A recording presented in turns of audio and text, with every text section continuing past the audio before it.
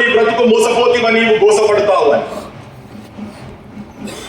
పోయిన ముఖ్యమంత్రి చంద్రశేఖర్ రావు చెన్నారెడ్డి వచ్చి ఉద్యమంలో ఒక యాంకర్ అడుగుతుంటే చెన్నారెడ్డి పెద్ద నాయకత్వం వహించింది కదంటే కాదు, అంతకు ముందే తెలంగాణ చాలా భీకరంగా కొట్లాడింది, భావజల జాప్తి కిందాక పోయింది, తనను ఉద్యమానికి ఆహ్వానం పలికిండు అని అన్నాడు అని చెప్పిండు. రావోయి మర్రి చెన్నారెడ్డి ఇకనైనా రావేమి వెర్రి చెన్నారెడ్డి, రావోయి రామచంద్రారెడ్డి ఇకనైనా రావేమి మూగచంద్రారెడ్డి అని పదం చెప్పిండు. ఆ పాఠం చెప్పిండు.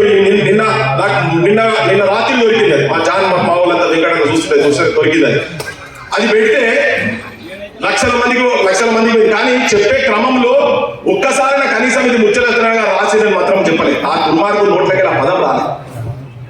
ఇవాళ అంటే అటువంటి నిజమైన చరిత్రలు ఇవాళ జై తెలంగాణ పత్రిక వస్తే అందరు రంగులు బయటపడతాయి. ఇంకా చాలా మంది ఉన్నారు, అన్సాంగ్ హీరోస్ చాలా మంది ఉన్నారు కదా. ఈ స్థాయిలో ఉండకపోయినా వాళ్ళ స్థాయిలో వాళ్ళు చేసినటువంటి వాళ్ళు చాలా మంది, రాజమండ్రి జైలు పోయినటువంటి వాళ్ళు ఉన్నారు చాలా మంది. మా గోపాల్ కిషన్ సారాసత్వం పత్రికా రంగంలో ఉన్నటువంటి వాళ్ళు కావచ్చు, ఆనందరావు తోట ఇటువంటి వాళ్ళు కావచ్చు, రఘువీర్రావు గారు అసలు కావచ్చు, చాలా మంది చరిత్రలు ఉన్నాయి. ఇవన్నీ ఈ యువతరం తెలుసుకొని వాటిని తొవ్వి బయటికి తీసుకొచ్చే ప్రయత్నం చేస్తా ఉన్నాం. ఈ ముసుగులో కొన్ని రాజకీయ వ్యవస్థలు రేపు వచ్చే ప్రమాదం కూడా ఉంది.